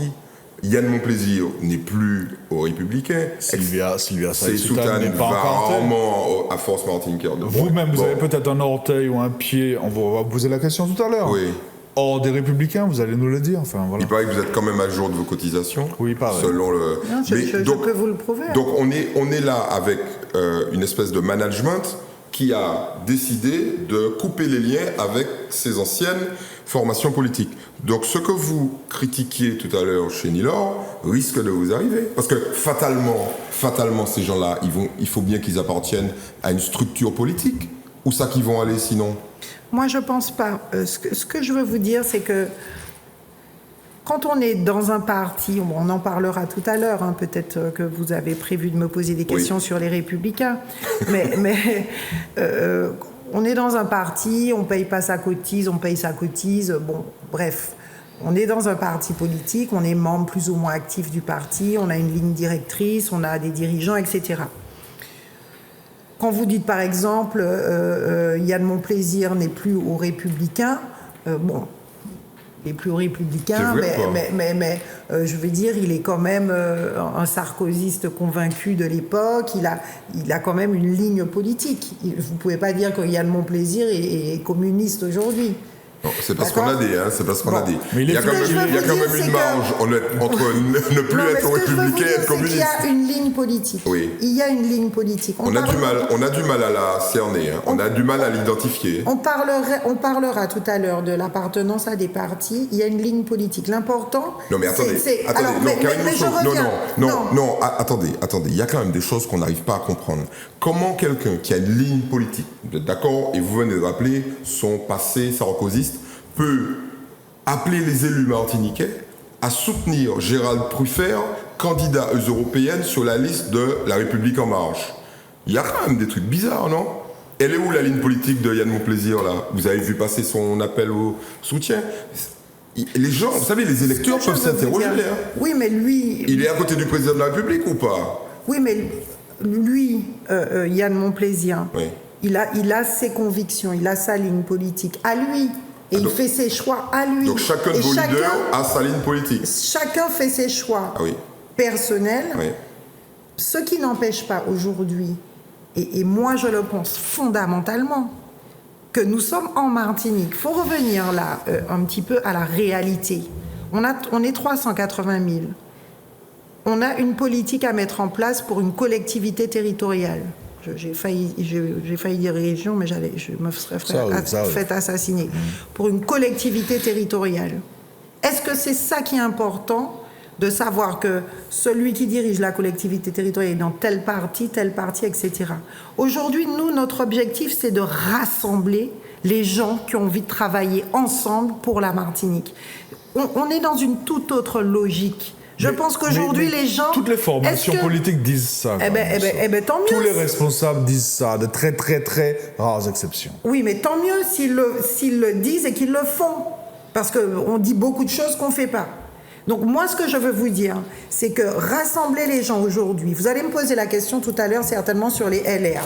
Est-ce que vous êtes au LR, vous n'êtes pas au LR Est-ce que fondamentalement, vous pensez que je sois au LR ou pas au LR, demain je suis élu maire du François, ça va changer ma façon de gérer une commune sur le terrain avec une logique, une vision, des projets. Est-ce que c'est ça qui intéresse les Martiniquaises et les Martiniquais aujourd'hui ? En gros, tout le monde sait que Karine Mousseau est plutôt droite d'hiver, droite, etc. J'ai payé ou pas ma cotisation, je vous dirai, je vous expliquerai si vous me posez la question. Mais fondamentalement, ce qu'on croit à payer en chance, on se voit tous les lundis, c'est qu'il faut rassembler des énergies, des gens qui ont envie de travailler ensemble. Autour de qui ? Qui sont dans l'efficacité. Aujourd'hui, le leader de Bas Payé en Chance, c'est Yann Monplaisir. Et autour de lui, rassembler des énergies et des personnes qui sont dans l'efficacité et qui ont envie de travailler pour la Martinique. Et finalement, sortir des idéologies, est-ce que c'est pas...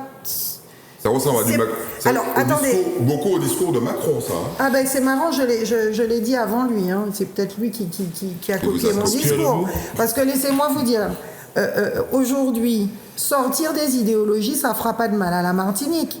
Quand on est sur un débat, par exemple sur le drapeau, oui, c'est important qu'une collectivité ait son drapeau, etc. Mais fondamentalement, est-ce que c'est ça vraiment le problème ? Est-ce que c'est vraiment ça le problème ? Est-ce que c'est ça qui va redonner espoir à nos jeunes qui ont besoin de bosser ? Est-ce que c'est ça qui va créer des emplois en Martinique ? Est-ce que c'est ça qui va faire rayonner la Martinique ? Ok, c'est super, mais moi, franchement, le drapeau, mettez le drapeau que vous voulez, rose, jaune, etc. Mais avançons. Le vôtre, c'est lequel de drapeau ?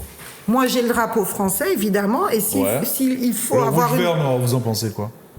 Moi, le rouge, vert, noir, qu'est-ce que j'en pense ? J'en pense qu'évidemment, c'est quand même un drapeau qui est empreint d'idéologie, justement. Ouais. Il est empreint d'idéologie. Le mot a l'air de vous gêner.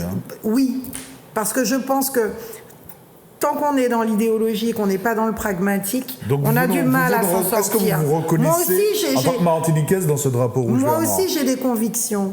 Moi Politique. aussi, oui, moi aussi, mais ce qu'il faut, c'est qu'aujourd'hui, de façon pragmatique, la Martinique fonctionne. Karine Mousseau, vous m'avez pas répondu. Est-ce que vous vous reconnaissez, en tant que Martiniquaise, dans ce drapeau chargé d'histoire ou d'idéologie, c'est selon rouge, vert, noir ? Non.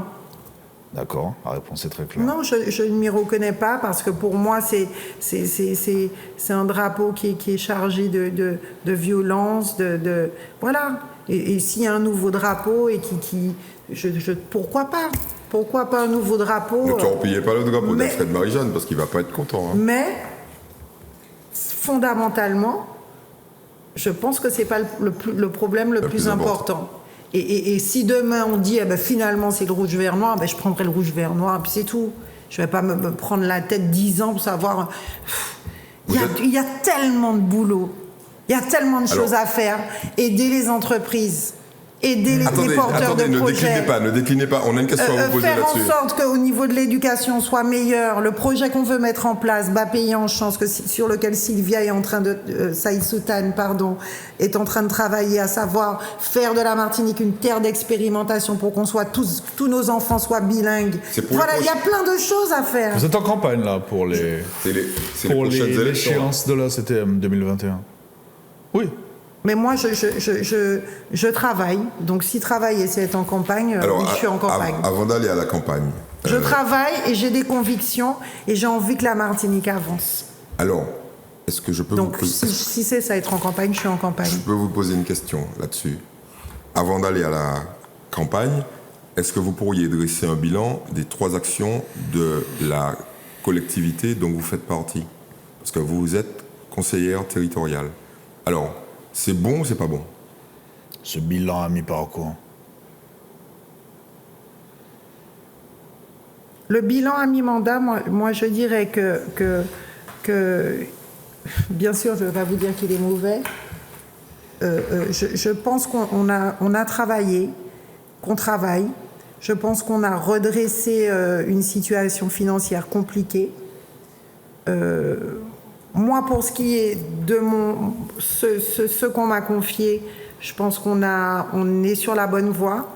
On arrive à maintenir un bon nombre de touristes et puis à travailler sur, moi, ce sur quoi je veux travailler, la montée en gamme, en qualité de l'offre touristique. Ça, vraiment, j'ai fait un gros travail là-dessus et je vais continuer tant que je serai là. Je pense qu'on va construire le lycée Schellcher. Je pense qu'il y a des choses qui se font, mais qu'on est arrivé dans une situation difficile. 1, parce que la situation financière était difficile. 2, parce qu'il y avait cette fusion à gérer qui n'avait été absolument pas préparée. Et je peux vous dire que pour être au comité du tourisme avec 70 personnes, refaire un organigramme avec 70 personnes, c'est compliqué. Alors avec plus de 4000 personnes, c'est très très compliqué. Et ça n'avait pas été préparé en amont, donc il a fallu faire tout ce travail. Donc il y a une période en gros, à mon avis, de démarrage qui a été assez difficile. Mais aujourd'hui, globalement, moi, je pense que oui, la situation financière s'est améliorée avec des coupes budgétaires qu'on a été obligé de faire, une gestion plus rigoureuse. Et pour ce qui est de ma partie, le tourisme, je crois qu'on est sur la bonne voie. Donc un bilan plutôt correct. Pour moi, positif, correct, vu la situation de laquelle on a hérité. Alors, avant qu'on ne parle de vous et de la municipale au François, juste une question on y vient. Juste une question qui me vient là comme ça et on va essayer de faire court. Est-ce que, du fait justement de la création de ce nouveau parti PIA, est-ce que votre chef de file dans l'Assemblée de la CTM, à savoir Jean-Philippe Nilor, devrait, selon vous, d'un point de vue peut-être éthique, quitter ses fonctions de chef de file, suite à sa nouvelle appartenance politique? Vous voulez que je la reformule ou... Non, pas du tout. Non, mais je sais pas, j'étais troublé. J'ai peur de l'impact de ma réponse. Ah, ben je vous laisse réfléchir. On a encore du temps. J'essaie de faire du politiquement correct. Ah non, ne faites pas ça, ne faites pas ça. Avec ça, juste derrière vous, là. Ma voiture est mal garée, je vais la déplacer. Vous avez pissé? Non, mais la situation est claire aujourd'hui. Je veux dire, la scission entre Nilor et Marie-Jeanne, elle est consommée, là. Elle est publique, etc. Oui. Donc, bon, oui, évidemment. Enfin, moi, je trouve que la moindre des choses, c'est, par respect, réunir les élus, dire, voilà, on en est où, là? L'argument de Nilor, M. Nilor, selon lequel, oui, mais j'ai été élu par des électeurs dans le cadre d'une liste qui s'appelait Rassemblée pour payer en chance, etc. Oui, donc cette question est nulle et non avenue. Non. Vous le recevez comment, cet argument-là? Je le reçois très mal parce qu'au moment où il a été désigné chef du groupe de la majorité, la situation n'était quand même pas du tout la même. On venait de gagner, on venait de faire un contrat de gestion, on venait de se dire qu'il va falloir qu'on se serre les coudes pour travailler ensemble, avancer ensemble et surtout l'objectif pour tout le monde, c'était la Martinique, le boulot, etc. Donc on venait de se faire un serment entre guillemets, de bonne entente et de travail, et que l'objectif c'est la Martinique, c'est l'intérêt des Martiniquais. Donc quand il se passe ça, à un moment, vous avez l'honnêteté de dire, bon écoutez, ça s'est pas du tout passé comme prévu, et voilà, qu'est-ce qu'on fait aujourd'hui? Parce qu'aujourd'hui, moi, je suis à la collectivité, je suis à chaque plénière, et bon, j'ai l'impression qu'on est plutôt dans une arène politique, même au sein de la majorité. Donc, on n'est plus cohérent. Avec, comme vous le disiez, pour le CMT, avec des groupes dans des groupes et des voilà. Moi, quand le président Lise donne la parole à M. Nilor en disant « je donne la parole au chef de la majorité, enfin du groupe majoritaire », franchement, il ne faut pas quand même nous prendre pour des lapins de 6 semaines. À un moment... je pense que Claude Lise va apprécier. Je ne sais pas s'il regarde la télé. Ne vous inquiétez pas. Dans les semaines... Non, mais Faut pas que les hommes politiques ne regardent. Non, mais c'est la deuxième fois que vous dites ça, en fait. Ce que je veux dire par là, c'est que... Vous pensez qu'ils sont tellement débordés qu'ils n'ont pas le temps... C'est ça, en fait, rassurez-vous. Non, mais c'est ce que vous pensez. Je veux dire, moi, je connais la situation. Je pense que le président Lise la connaît aussi. Il est au courant. Il va dans certaines réunions, il va dans certaines présentations de candidats à des élections municipales. Alors, vous en avez pas assez dit ou... trop dit ou pas assez. De quoi vous parlez, là? Bon, donc, alors, on va essayer de décoder. Mais enfin, moi, aujourd'hui, quand on me dit que M. Nilor, contre qui personnellement, je m'entends très bien avec M. Nilor, je n'ai rien... Comme avec tout le monde. Voilà, chacun ses vous nous avez expliqué comment opinions. Ça fonctionne. C'est hypocrisie et compagnie. Non, pas forcément. Ah bon? Non, mais personnellement, je n'ai rien contre qui que ce soit. Je veux dire, tout le monde a quelque chose contre vous, mais vous n'avez rien contre personne. Non, mais si ça se trouve, personnellement, ils n'ont rien contre moi. Ah non, c'est pas ce qu'ils disent. Ah bon, d'accord.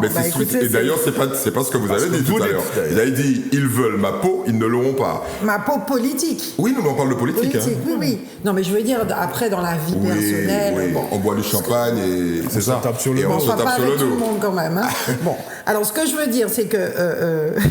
vous m'avez fait perdre mon fil, du coup. J'ai une question à vous poser. Ce que je veux dire, c'est que monsieur Nilor, aujourd'hui, quand il parle en tant que chef de la majorité, moi, je ne me sens pas représentée par ce qu'il dit. Il est chef d'une minorité, en fait, c'est ça que vous voulez dire. Il est chef de ce qu'il pense, de son groupe. Oui, mais son groupe est minoritaire. Il est chef de PIA. Oui. Il est chef des quelques-uns qui, dans le groupe, sont avec lui. Non, mais en fait, quelques-uns rajoutés à l'opposition, parce qu'il a fait ces calculs-là, il le sait, on lui a posé la question. Les quelques-uns qu'il rassemble, rajoutés à l'opposition, ils sont majoritaires. Ah ben, ils font ce qu'ils veulent, hein. Eux, ils prennent leurs responsabilités. Hein. Chacun fait... Parce que c'est bien beau de menacer... Non, mais vous imaginez la menace. Oui, mais menacer, c'est facile. Hein. Moi, j'attends les actes. Vous savez, les gens qui menacent... c'est vrai, vous avez l'habitude.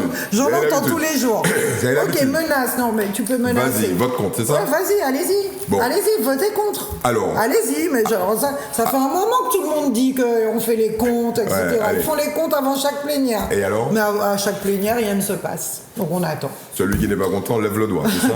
Donc, à un moment, les menaces... D'accord.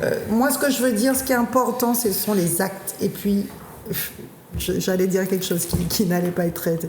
Mais avoir le courage de faire des choses. Parce qu'il y a beaucoup de gens qui parlent. Hein. Mais des courageuses et des courageux... On n'a plus beaucoup de temps. On va parler un petit peu de François. Oui. Vous voyez que ça passe vite, tout compte fait. Allons-y. Qu'est-ce qui fait que vous pensez gagner en 2020 à l'élection municipale du François, à laquelle vous êtes candidate? Vous n'avez pas besoin de le reconfirmer. Vous pensez gagner en 2020? En tout cas, si on y va, c'est pour gagner. Mais ce n'est pas ma question. Et je gagnerai, nous gagnerons, le groupe François Doubout, avec les franciscaines et les franciscains. Pourquoi vous allez gagner? Parce que, premièrement, je crois que sur le terrain, on l'entend tous les jours, les gens ont envie de changement. Et puis, aujourd'hui, nous avons une équipe dynamique. Nous sommes sur le terrain déjà depuis plusieurs mois. Une équipe dynamique qui grossit de jour en jour. Et je pense que de plus en plus, oui, les gens font confiance à cette équipe-là, François Doubout. Ils ont envie que ça change. Ils ont envie que le François ait une autre dynamique, en fait. Ils ont envie d'une autre vision et d'une autre façon de gérer aussi les choses. Donc, vous savez, pour moi, c'est vraiment un combat du cœur, le François. Parce que j'aurais pu, oui, ne pas y retourner, j'aurais pu... mais c'est un combat du cœur. Est-ce que vous en avez vraiment envie? Parce qu'on vous sent au bord de la rupture de manière récurrente. On vous suit depuis longtemps maintenant. Il y a des moments où on a l'impression que vous allez dire, bon, mon bon et puis ça. Est-ce que vous en avez vraiment envie? Parce que ce que vous vivez au comité martiniquais du tourisme, si on vous écoute, ce que vous décrivez, ce que vous allez vivre dans une mairie... Enfin, vous écoutez les autres aussi, vous voyez bien évidemment. Non, mais ce qui nous nous intéresse, c'est ce que vous dites là, sur ce plateau. Ce que vous allez vivre dans une mairie, on peut dire que ce que vous vivez au CMT, c'est du pipi de chat. Parce que dans une mairie, vous aurez une vraie opposition et vous aurez l'ensemble des problématiques d'une population. On est proche des 20 000 habitants au François, si c'est pas plus. Les problématiques sont autrement plus importantes. Et puis, les rivalités, on sait ce que c'est qu'une vie municipale, vous le savez, vous êtes conseiller municipal. Bon, et vous avez dit, je trouve ça aussi à la mairie, je vois ça. Des gens qui se prennent pour des stars, en fait, ou des experts, voilà, et qui ne laissent pas les administratifs faire leur boulot. Vous voulez vraiment aller dans ce genre de truc-là? Si je me présente, M. Marajou, c'est parce que j'ai envie de faire changer les choses dans ma commune. Il y a 18 000 personnes à peu près au François, enfin un peu moins, 17 000 et quelques. C'est une commune que j'aime, dans laquelle j'ai grandi, que j'habite, dans laquelle je travaille. Et je pense qu'à un moment de sa vie politique, eh bien voilà, on a des priorités. Ma priorité, c'est ma commune parce que je sais que si nous gagnons, nous allons faire vraiment des choses intéressantes pour le François. Cette commune est si en danger que ça qu'elle a besoin de vous comme sauveur. Vous savez, quand il ne se passe rien, il n'y a pas de danger. Quand il ne se passe rien, vous me dites en danger... je veux dire, à ce point-là. Vous venez au François, vous passez au François de temps en temps. Ça nous arrive. Bon, écoutez, elle n'est pas en danger, puisque... Elle est endormie. Voilà. Elle n'est pas en danger, elle est endormie. Elle est endormie. Ouais. Il n'y a pas de vision, il n'y a pas de nouveaux projets, il n'y a pas une ligne directrice. Vous me dites pourtant, les gens ne sont pas dans la rue, ils ne protestent pas, ils sont tranquilles. Non? On voit que vous n'allez pas dans les quartiers. Les gens ne seront pas si tranquilles que ça. Je peux vous dire que dans les réunions de quartier, on est étonné de voir le nombre de personnes qui enfin sortent du bois et disent là, on n'en peut plus, on a envie que ça change. L'état des quartiers, c'est une catastrophe. Parce que le François, c'est pas que l'entrée et la sortie du bourg, très bien entretenu par la Fondation Clément. C'est pas que ça. C'est pas que ça. Ce sont des quartiers abandonnés. Ce sont des gens là, ils viennent d'annoncer par exemple aux parents qu'ils ferment l'école de Dostali du jour au lendemain. Enfin, il y a vraiment des choses à faire. Et moi, ce que je veux, c'est m'entourer d'une équipe de gens dynamiques, notamment de personnes jeunes, de personnes qui ont une vision, qui ont envie de faire des choses. Et il y a un tel potentiel au François. Je vous parle, ne serait-ce qu'au niveau touristique, bon, c'est bien, parce que j'aurais bien bossé sur le tourisme et je sais comment on peut aller chercher des fonds, je sais comment on peut. Oui, surtout que sur le plan financier, choses. vous aurez des soucis là. Hein, parce que la situation n'est pas brillante. La situation n'est pas brillante, mais elle n'est pas catastrophique non plus, dans le sens où, bon voilà, il y a des dépenses de fonctionnement qui sont énormes. Bon, je pense qu'on est un peu dans le cas de toutes les communes où ce qu'il reste pour l'investissement est vraiment minime. Mais après, il faut savoir aller chercher des fonds, monter des dossiers. Et puis, c'est vraiment une question de vision et de dynamisme. Puis je pense que quand on a une population, il faut essayer de l'entraîner dans un projet. Enfin, vraiment, nous, on a envie. Et je répète que c'est une équipe, c'est ça qui est important. On n'est pas maire tout seul, on est maire avec une majorité, avec une équipe. Oui, il y aura une opposition, mais je pense que ce que j'ai vécu depuis 3 ans et peut-être 4 ans, je pense avoir acquis assez d'expérience pour que les gens sachent aussi que je suis quelqu'un de solide et que quand je veux quelque chose, je ne lâche pas. Si vous perdez cette élection, ce sera votre dernière candidature ? Avant qu'on ne passe à la séquence culturelle de cette émission. Au François ? Ouais. Oui. Oui ? Oui, parce que... c'est une annonce lourde de... Mais je le dis, de toute façon, dans mes réunions, je le dis. Cette émission est faite pour ça. Hein. Voilà, non, mais je le dis. Je vais vous expliquer pourquoi. Rapidement, on arrive au terme de l'émission. Très vite, et c'est très simple. Je vais vous expliquer. Moi, je pense que il faut arrêter, en Martinique, de mettre des politiques, d'élire les gens quand ils ont à partir de 65 ans, ils se sont présentés 4 fois, donc ça y est, on va te donner ta chance, tu peux y aller. Parce qu'à un moment, quand vous êtes élu, vous n'avez plus l'énergie, vous n'avez plus l'envie. Moi, aujourd'hui, là, si je suis élu maire du François, j'aurai 51 ans, j'ai de l'énergie, j'ai du dynamisme, j'ai envie, parce qu'il faut avoir envie de le faire. J'ai envie de faire bouger les choses dans ma commune. Je pense que je suis capable de le faire. Je suis capable de gérer une équipe municipale. Je suis capable de prendre des coups. Je suis capable d'aller me battre pour obtenir des subventions. Je suis capable de le faire aujourd'hui dans ma vie. Par contre, dans 6 ans, voilà. Ouais. Donc si j'y vais, je m'engagerai sur 2 mandats. Recommencer une campagne pour dire, allez, on va peut-être gagner cette fois-ci. Non. Je m'engage sur 2 mandats parce que à un moment, il faut qu'on arrête de mettre des gens au pouvoir quand ils ont 65 ou 70 ans. On a un président de la République qui a la quarantaine. Il faut qu'on change d'état d'esprit. Les gens ont besoin de comprendre aujourd'hui, voilà, mettez des gens au pouvoir, 1, qui sont honnêtes, 2, qui ne font pas de la politique pour eux ou pour le pouvoir ou pour l'argent. Donc ça, comme je dis à mes élèves, vous êtes dans un petit pays, vous pouvez savoir qui est qui et connaître vos élus. Et 3 qui ont une vision et de l'énergie. D'accord. Et à un certain moment, je pense qu'on l'a plus. Alors là, c'est maintenant. Je l'ai maintenant. Et si j'y vais, je m'engage sur 2 mandats. Merci beaucoup. Alors, on va passer à la petite pause culturelle rituelle de cette émission. Alors, avant de vous laisser la parole à tous les deux, très rapidement, un petit mot, comme de coutume, sur la une du dernier numéro d'Antilla, qui est consacré notamment à un texte de la fille de Frantz Fanon, Mireille Fanon-Mendès-France, par rapport à cette polémique quant à la dénomination avortée d'un espace dans la ville de Bordeaux. Et on a aussi également une interview de Daniel Chaumet, qui est candidat de nouveau à l'élection municipale de Schœlcher. Alors, concernant mon J'aime bien le choix, de nouveau, depuis 2008, je crois. Ouais. 2008. C'est sa troisième candidature. Ah ouais, quand même. Ça lui fera plaisir. Il faut Non, absolument, en plus, il est de ma lire. génération, Dany. Il était au lycée avec moi. Il faut absolument lire l'Antilla. Absolument. Il faut absolument lire cette lettre parce que cette dame mouche Juppé de manière pour l'année, a priori.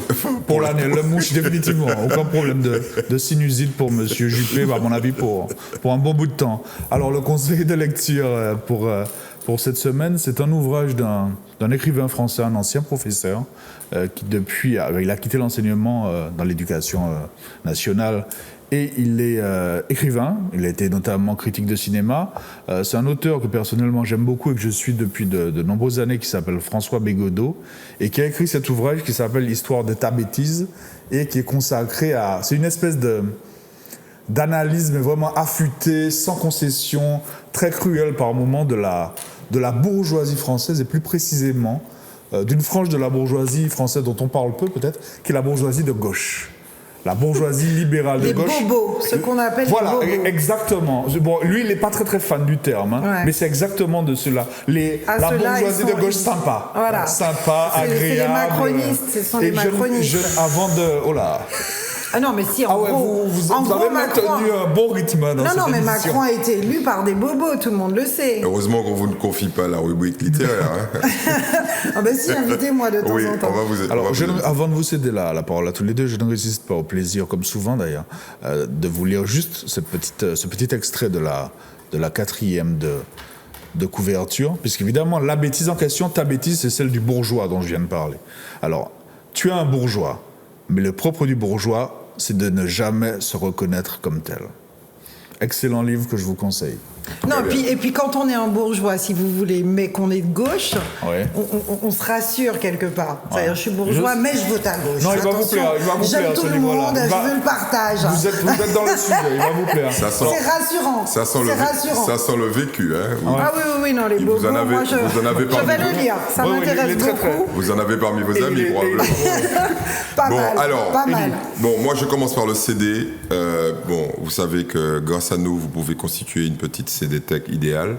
Là, un album magnifique d'un musicien martiniquais qui s'appelle Jean-Claude Montredon, que vous connaissez. Et cet album qui est sorti il y a quelques temps quand même, mais nous, on est là pour vous aider à vous rattraper, s'appelle Diamant H2O. C'est un batteur. C'est un multi-instrumentiste, on va dire ça comme ça. Et cet album est magnifique, c'est du jazz et c'est un personnage qui aujourd'hui est reconnu mondialement pour ses performances et son talent. Donc, n'oubliez pas de rattraper cet oubli. Et puis un bouquin qui est fabuleux, qui s'appelle L'Afrique ancienne. Pour tous ceux qui disent que, finalement, le continent africain... Enfin, Nicolas Sarkozy, notamment, qui n'est pas rentré dans l'histoire. Je suis sûr que ça vous rappelle des choses. Ce bouquin permet de remonter l'histoire sur les 20 000 ans. Sur 20 000 ans. Ça s'appelle De l'Akakus au Zimbabwe. C'est sous forme de dictionnaire sur l'Afrique ancienne.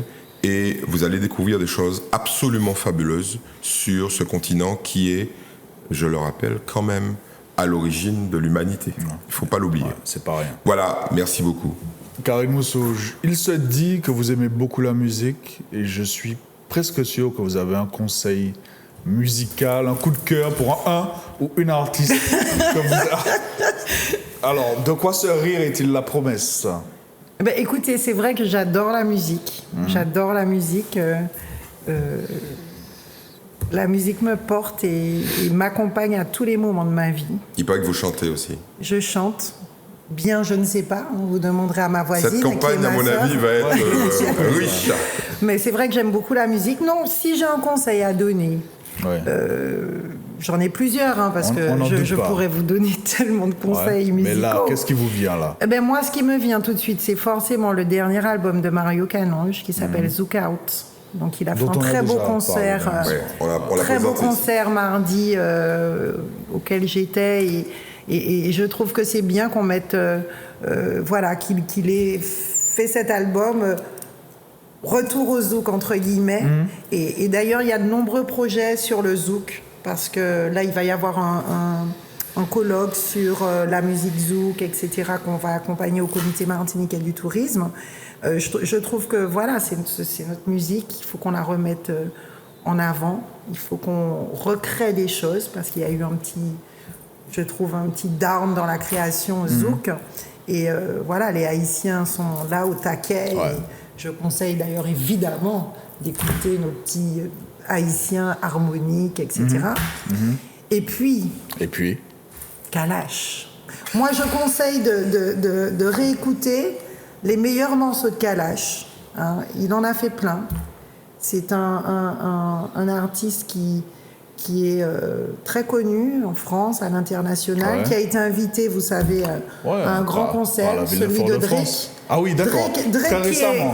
Très récemment, il n'y a pas longtemps. Au cœur de l'actualité, là. Oui, parce que Drake est quand même le plus grand rappeur connu, superstar actuel, quoi. Donc ça veut dire qu'Kalash fait quand même la première partie de Drake. Il est martiniquais, il est franciscain en plus. Et il chante devant 20 000 personnes. Hein. Vous êtes Kalash. Vous soutenez Kalash. C'est une question. Oui, j'adore Kalash. D'accord. Et puis, vous savez la chanson Mwakamoun. Vous connaissez? Oui, je connais. Hein? C'est 207 millions de vues. Donc, j'ai constaté que quand Kalash fait 207 millions de vues sur un titre sur lequel il invite Damso, qui est quand même the best. Il invite. Il fait 207 millions de vues. Il ne fait pas la une du France Antilles. C'est dommage. Je trouve ça vraiment dommage. Ne tentez pas, Karim Moussa. On arrive vraiment à la terme. Je sens que dit Marajo. 207 millions de vues. Pourquoi pas 1, 2, 3, 4, 5, 6, 7, 8, 10 000 de plus? Ce soir, écoutez-vous un petit Kalash. Karim Moussa, merci beaucoup d'avoir participé à cette émission. Ça s'est bien passé? Vous êtes contente? C'était super. Et puis, je vais finir là-dessus. Cette jeunesse martiniquaise. Rapidement, s'il vous plaît. Portons-la. Boostons-la. Très bien. Merci pour votre invitation. Merci à vous. J'espère que je n'ai pas été trop politiquement incorrecte. A priori, non. Hein. Enfin, à chaud, non. Ouais, vous l'avez été tout au long de l'émission.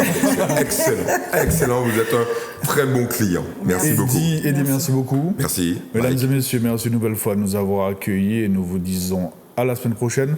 Et un petit coucou, parce que je l'ai promis à Madame Mireille de la station service Casino Batelière. Oui, je suis comme ça. Bonsoir. Bonsoir, Mireille. À bientôt. Bonsoir, Mireille.